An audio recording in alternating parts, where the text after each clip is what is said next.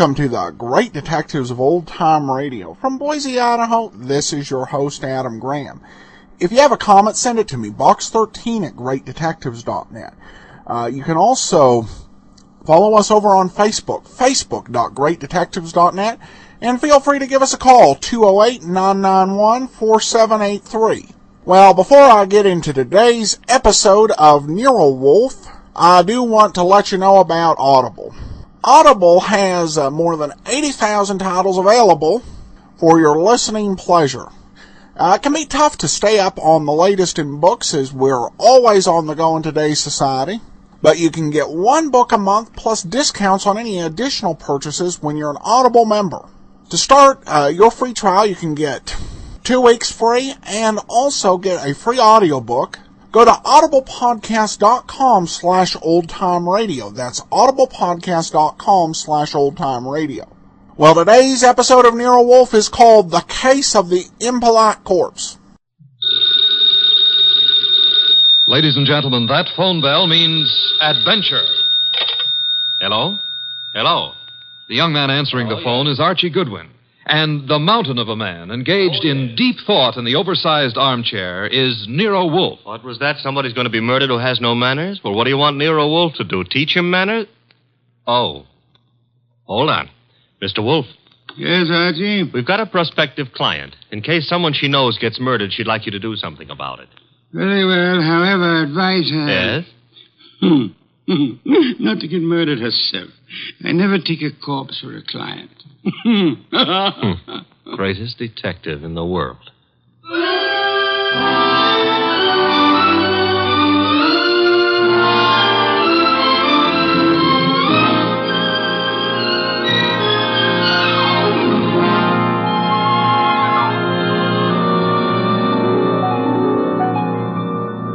Yes, Archie is so right. He is the greatest detective in the world, and the fattest, and the least energetic. He's Nero Wolfe, created by Rex Stout and brought to you over this NBC network in a new series of adventures by Mr. Sidney Greenstreet.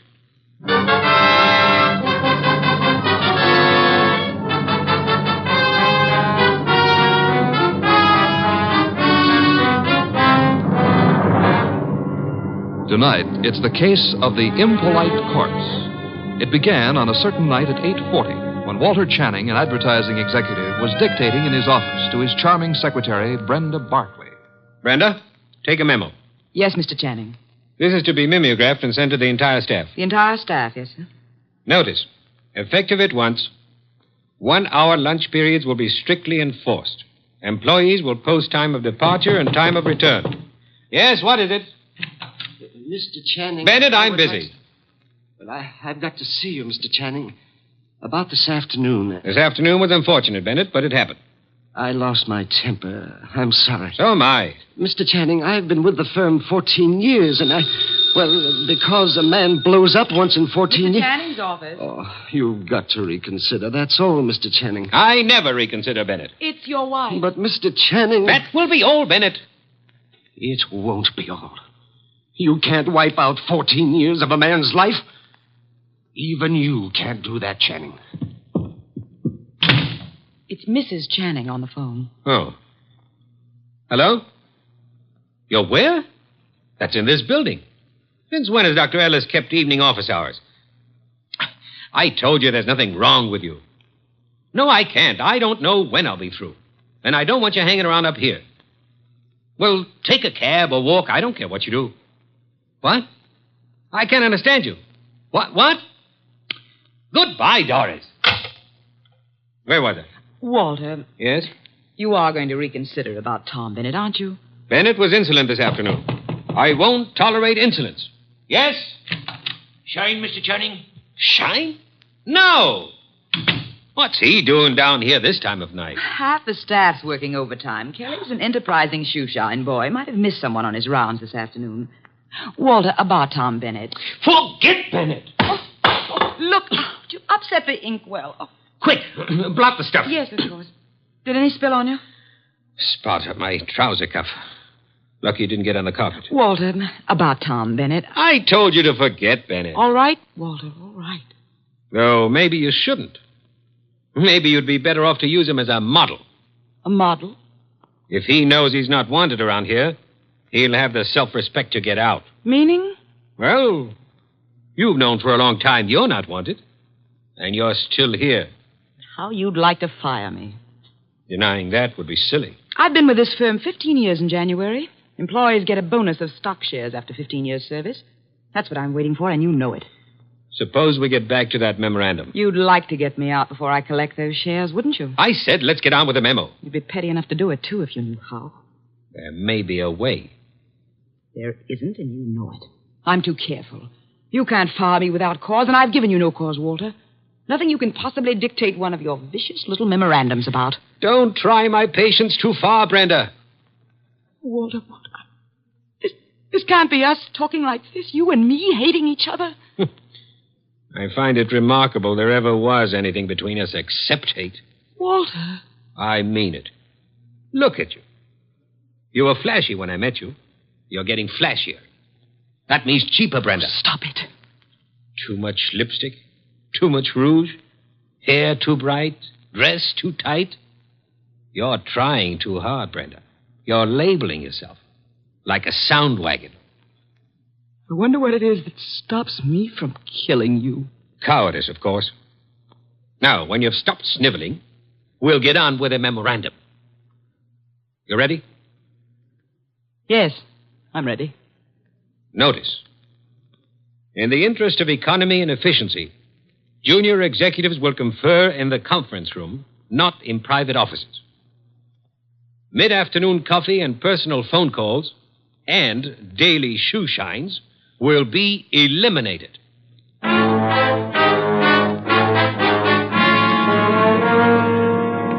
Your name is Barkley, Brenda Barkley.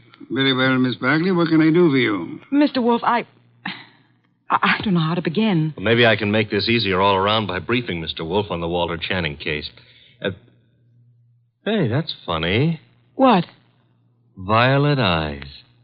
I always thought they were something the poets made up. Archie. Huh? Oh, the Channing case, yes. One moment. Miss Barkley, look this way, please. To me, an eye is functional object found in mammals, birds, fish, potatoes, and horticulture. Thank you. Go on, Archie. Walter Channing was the boy wonder of advertising. At 33, executive vice president of Winslow, Hart, and Straightmeyer. Just 24 hours ago, they found him at his desk, shot through the heart. They? Who is they? A night porter and a shoe shine boy, is that right? Yes. He'd been dead about an hour. The bullet went through Channing, his desk chair, and lodged in the windowsill behind him. Police thought at first it was suicide. The gun? 38, found it on the floor, 10 feet away. No fingerprints, anyhow, no clear ones. Seldom are on a gun butt. You say suicide was suspected. Why? The gun was 10 feet from the body. It was the smudges. Smudges? Powder burns. According to the papers, he was sitting at his desk. There were no signs of a struggle. The gun was held against his chest and fired. But it wasn't suicide, Mr. Wolfe. Walter Channing would never have killed himself. The police have already decided that, finally, according to the evening papers. And I presume you, Miss Barkley, are the suspect. No, not yet. But you expect to be. That's why you came to me. When the police talked to her, Her? Doris, his wife. I've been Walter Channing's secretary for 8 years. At one time, we thought we were in love. Mrs. Channing was aware of this? Yes. Oh, it was a long time ago. It was over. It was finished a long time ago, but she never believed that. Neither did Alan. Alan who? Alan Mielik, head of the media department at the agency. We were going to be married when Walter and I... Well, Decided you were in love. Miss Barkley, who finally decided you were not? You or Mr. Channing? He did. I see. Mr. Mielik believes you did not share this change of heart. Yes. Oh, he's such a fool. I dare say you fear Mrs. Channing or Mr. Mielik or both will reveal the ill-fated romance. You know what the papers will make of it, what the police will try to make of it. Miss Barkley, did you kill Channing? No. Oh, no, I swear I didn't. Oh, Mr. Wolfe, I didn't. Please, for heaven's sake, no tears. Archie, put her in a cab. Yes, sir. Then come up to the plant room. There are some things I'll want you to execute for me. Yes, sir. Women. Bah! Yes, Mr. Goodwin, I'm Abe Jackson, a night porter. He was working late that night. Mr. Channing, his secretary, Mr. Bennett, Mr. Mealick, and his secretary. About 10:30, I met the shoe shine, Kelly, on Mr. Channing's floor. There was a light burning in Channing's plate. We went in to turn it off, Kelly and me, and there he was, sitting at his desk, a hole this big in his chest. Tell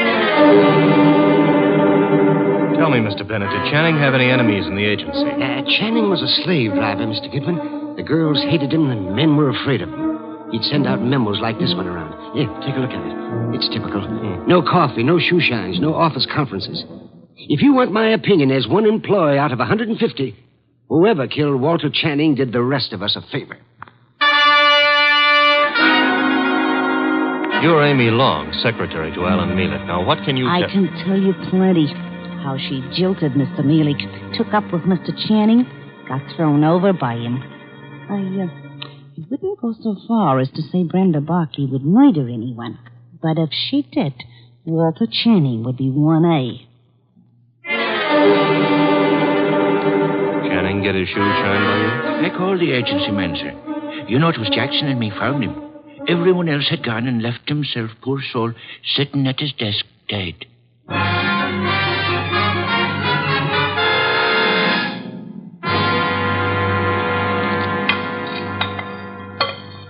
This specimen, the monogamous straight orchid. Beautiful, isn't it, Mrs. Channing? Mr. Mealick?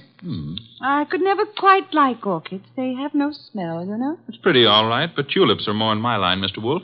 Tulips, Mr. Mealick? I had a stand of emperors this spring. Emperors, come in, Archie. Emperors, Mr. Mealick? That's the name of a tulip, Mr. Wolfe. A peasant flower. I've heard of it, of course. Archie, Mrs. Channing, Mr. Mealick, my assistant, Mr. Goodwin. Mr. Goodwin. I didn't know you had company. Mr. Wolfe asked us here to explain why Brenda Barkley is worried. And you have both agreed to respect her position. Brenda ought to know I'd never tell the police anything to get her into trouble. Phooey. Sir? He said phooey, Mr. Mealick, meaning he doubts what you say and does not admit your right to say it. Archie, Mr. Mealick, you say you would never intentionally inform on Miss Barkley. Certainly not. The tongue slips, sir. We would expect you to guard your... What? Do you think what that... I started to say. You asked us here because Brenda Barkley is your client. I despise Miss Barkley. Everyone knows that, and why. But I wouldn't stoop to implicating her in murder. You believe her innocent, then, Mrs. Channing? I believe she lacks the gumption to pull a trigger. Poison I wouldn't put past her at all. Mr. Mealick, would you be kind enough to see me home? Of course, Mrs. Channing. Good day, Mr. Wolfe. Good day. And Mr. Goodwin. You have, I suppose, an exhaustive report from me, Archie? 7 pages of notes. Save them and get me a bottle of beer. You're in a rosy mood. What happened? I said I would like a bottle of beer. No, you wouldn't. Archie, you better... Don't puff up about it. Those vest buttons won't stand the strain. I can't get you a bottle of beer. Why not? You ordered me to hold you to 4 a day. I rescind the order. You also ordered me not to let you rescind the order. What's the matter with you, anyhow? I have had to entertain 2 very dull people too long. Both those dull people are prime suspects. Mrs. Channing is a woman scorned. Mealick lost his girl to the guy who was killed. I can't blame her for throwing him over. Archie, the man grows tulips. What? Tulips. Well, give me a report. I checked the agency, everybody who was working down there the night of the murder. Also, I dropped in on Inspector Kramer at homicide. Also, I visited the morgue. Why the morgue? Because if I hadn't, you'd have said, why not the morgue? Go on. I drew a blank there. Kramer let me look at the clothes Channing was wearing. There was an ink stain on the left trouser cuff. An ink stain? And a hole through his shirt front with plenty of powder smudge like the paper said. He was shot with a .38 at point-blank range, sitting down. An impolite corpse. What? Discourteous. He didn't rise to meet his murderer. That is most significant, Archie. I know. I've got a theory about this case. No theories, facts, if you please. But look, Channing owned a .38. That's a fact. It's disappeared. That's another fact. The murder gun was a .38 with the numbers filed off, and it could be Channing's own gun. Thereby proving what, Archie? That his wife had access to it. Your theory involves Mrs. Channing, then? And Mealick. She decides her husband is less trouble to her, dead than alive. A regrettable tendency of wives. Have you noticed? And she sells Mealick on the idea. Now, that wouldn't be hard. They figure to make it look like suicide, but Mealick loses his head and runs, drops the gun on his way out, and... Oh, you don't buy it. Enough of theories. The facts, Archie. Out of your notebook. 1. 9 people were on the scene that night, working late for one reason or another. Mrs. Channing tells me she was visiting a doctor's office in the same building, by the way.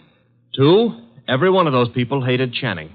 3, here's a sample of why he wasn't popular. Memorandum, huh? Dictated the night he was killed. The staff got it the next morning. A whip cracker, Mr. Channing. Fact 4, the ink stain on his trouser cuff was partly rubbed out. With what? Cleaner of some kind. I didn't get the brand.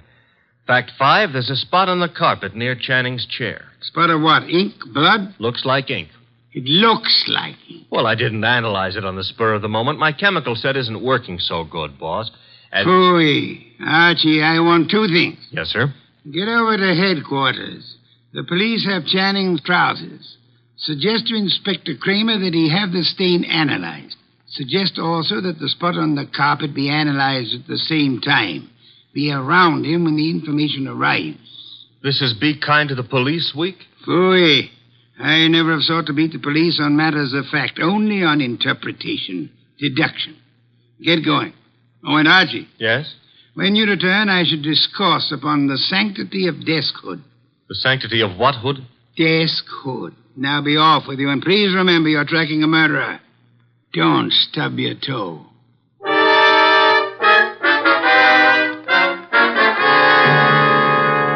Goodwin, the thing on the carpet was a dye of some kind. Dye, huh? Mm-hmm. How long will it take the lab to give you the analysis on it, Inspector? Oh, not very long. I've got the report on what was used on the trouser cuff right now, though. And? They found traces of carbon tetrachloride. Wait a minute. This goes in the notebook. Carbon tetrachloride. And something else. Goodwin, what's Wolfe after? Interpretations was what he said, Inspector. You object? No. Maybe I'll get an interpretation, too. The something else was perchlorethylene. Why, Inspector, such language.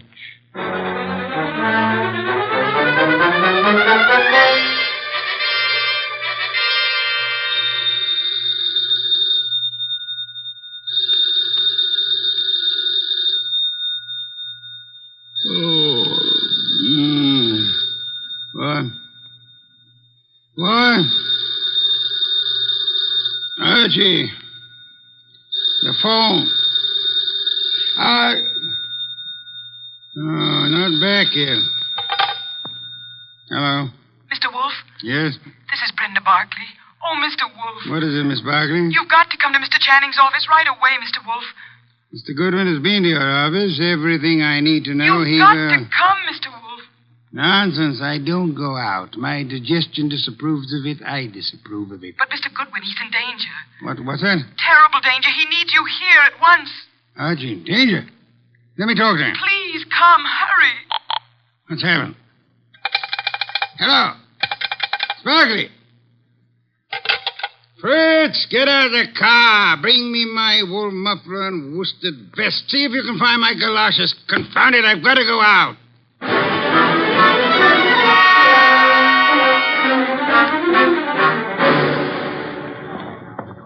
Going up. Step to the rear of the car, please. Mister, will you please step back? I'm back as far as I can go. You are? Elevators, contraptions for little men. Come, take me up, young man. Hold it. Hold that car. I'm late for a date with a blonde. 16th floor, buddy. Evening, Mr. Goodwin. Good evening. I was told you were in danger. Danger? Mr. Wolfe, what are you doing out down here? Sparkley's idea. About me being in danger? Obviously, she was lying. I suspected at the time. But I fell in with her suggestion. I'm anxious to end the case. My presence here is needed. Don't understand why she'd do such a thing. And why is your presence needed? 16th floor. It's a matter of, perspective.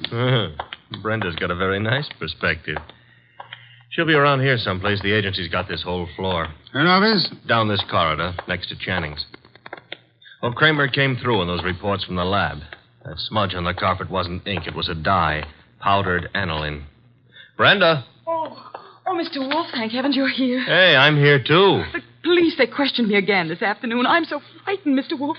You've got to find the murderer before they... Baby, take it easy. Well, oh, hello, Archie. Hello. What's the idea of trying to pull a fast one on Mr. Wolfe? Well, I just had to see him. Please understand. Is this Channing's office? Yes. You told him I was in danger. Ah, at last. A place to sit down. Well, I had to tell him something to get him down here. He's not happy. You comfortable there, sir? Miss Barkley, come here. Mr. Wolfe, I can explain. I thought if you were here, where it happened, I mean, if you could see for yourself, then you'd... Young woman, there are many things I'd like to say to you. Oh, now, wait a minute. She was scared, boss. However, I am too short of breath to do them justice. Archie. Yes? Round up everyone concerned with this case. Right now? Including Mrs. Channing. Get them in here. Yes, sir. You help him, Miss Barkley, and close that window. Yes, Mr. Wolfe. Fresh air. I've had enough today, thanks to you, to last me a lifetime. If after all that exposure, I live a lifetime.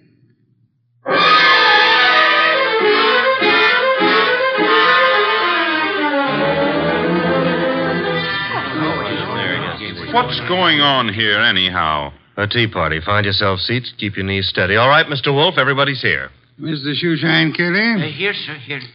It was you who found the body. Him and me, Mr. Wolfe. I'm Abe Jackson, the night man. You gentlemen can help us if you will. Oh, to be sure, Mr. Wolfe. I'd like to know the exact position of the body when you found it. Well, he was sitting up. That's it, sir. Sitting up straight as you please. You'll oblige me if you'll demonstrate. Sit in the chair, please. His chair, sir? If you please. Abe. You. Yeah. Oh, no, not me. Not on your life. There's no easy thing you ask, Mr. Wolfe. I'll oblige you.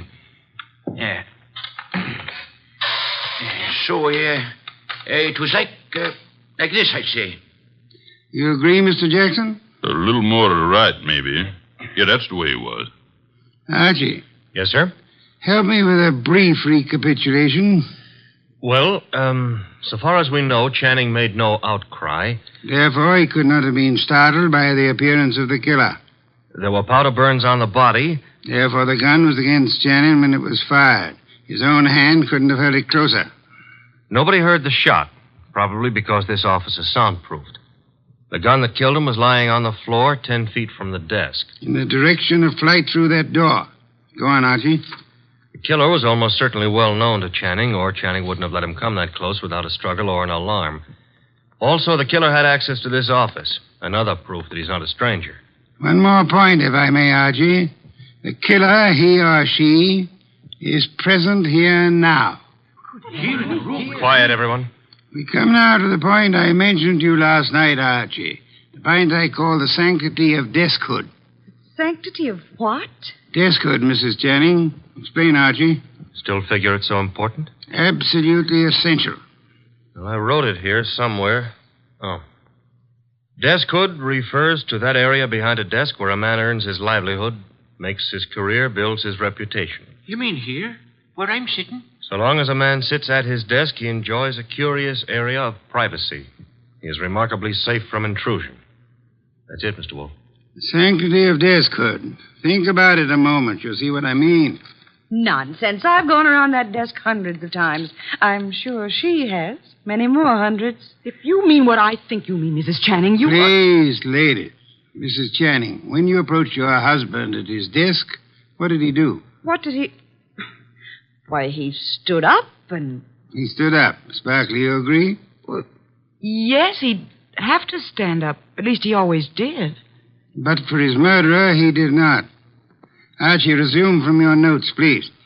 Well, whoever killed Walter Channing went around the desk without Channing rising, held a gun to his chest, and pulled the trigger. Excuse me.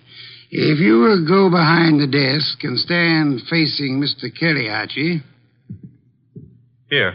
This the way you mean? You know the angle of the body wound to the hole in the chair? There wasn't any angle. One was in a straight line with the other. From where you stand now in front of Mr. Kelly, if you wish to inflict an identical wound upon him, could you do it? Not from where I stand. I'd have to kneel. You'd have to kneel. Do so. Note, please, the murder tableau. That's Question now, who could kneel before Channing, get close enough to kill him from that position without alarming him in the least? Kelly. The shoeshine man. Hey, wait a minute now. Shut up, you, and sit there. His motive is crystal clear. The memorandum. Memorandum. You have a copy, Archie? In my notebook. Ah, yes. Miss Barclay, read the part which could explain Mr. Kelly's action. No, now the you don't memo do was that. all over the office. Kelly must have seen it. Oh, wait a minute now. Notice effective at once. Yes, here it is. In the interest of economy, daily shoe shines will be eliminated. That'd cut off Kelly's bread and butter. Kelly, I can't believe it. Nor can I. What? It's obvious Kelly murdered Walter Channing. Mr. Wolfe, now listen, I did nothing But of the kind. the obvious can be too obvious. Meaning what exactly? Archie, Yes, sir? brief these people on the ink-stained trousers. Channing spilled ink on his trouser cuff the night he was murdered. Somebody tried to clean the spot off. With what? According to the police analysis, carbon tetrachloride and perchloroethylene showed up. Both non-inflammable ingredients used in many commercial cleaners. Exactly what are you getting at, Mr. Wolfe? One moment, Mrs. Channing. Mr. Goodwin also has an analysis of the spot on the carpet behind the desk. Archie? A powder form of dye, aniline dye. Used in what, perhaps? Well, the lab suggested a shoe dressing. I got no powder dye. I swear I ain't, Mr. Wolfe. I'm sure you haven't, Mr. Kelly. You'll find this particular type of dressing is used on women's shoes, suede shoes, usually. I don't understand. Wait a minute. Yes, Archie? If a woman... Now, suppose a woman knelt in front of Channing to clean that ink spot off his trouser cuff. That smudge could have rubbed off the tip of her shoe onto the carpet. Exactly. I believe you'll find a typewriter cleaner contains tetrachloride and perchloroethylene. Something else just occurred to me. That memo was sent around the morning after Channing was killed. I never thought of that. True, Archie. And for only one purpose, to point suspicion at Kelly. But when the police didn't take the hint... Go on, Archie. What then? Somebody else was brought down here who would. Comes around to three questions, doesn't it? Who knew about the memo? Who had access to Channing's file where he kept his gun? And who made sure Nero Wolfe would see the evidence against Kelly? Three questions, Archie, with one answer that spells the name of the murderess. Our own client, Brenda Barkley.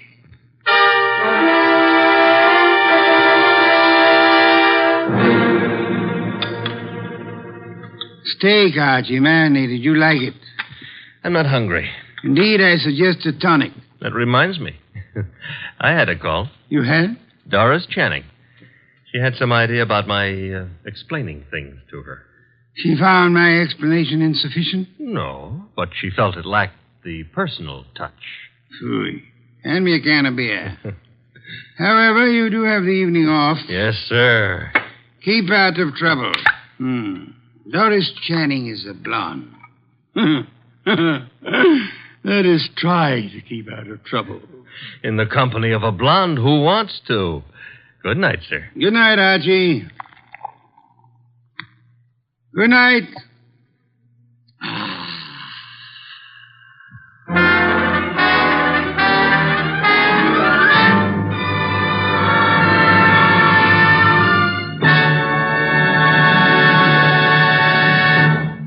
You have been listening to The New Adventures of Nero Wolfe, starring Sidney Greenstreet.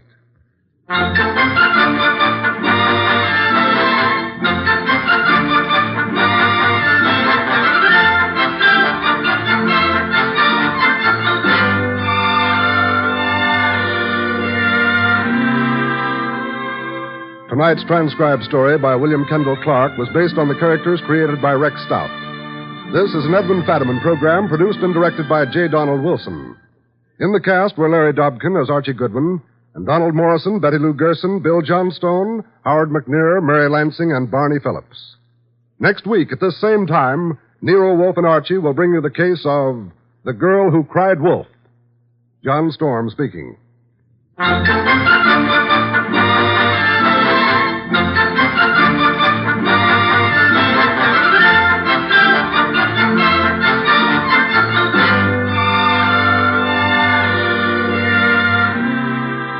Nero Wolfe, Archie, and all of our cast hope that our listeners have taken time out from this busy Christmas season to help brighten some youngster's Christmas day. Be sure to send a thing, your choice of anything you think a child would like for Christmas, to the groups in your own town who are distributing these toy gifts to less fortunate children. 3 chimes mean good times on NBC.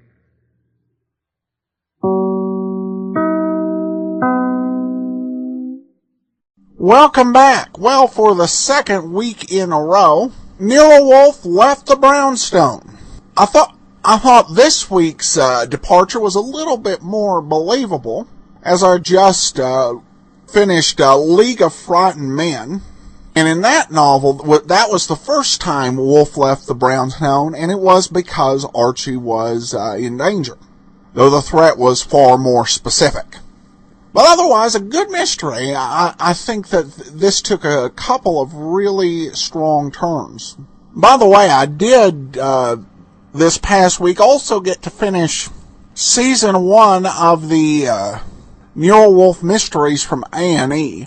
And Over My Dead Body, so far, is one of my favorite just for the amount of backstory it reveals about Wolfe. So we've been continuing to enjoy that.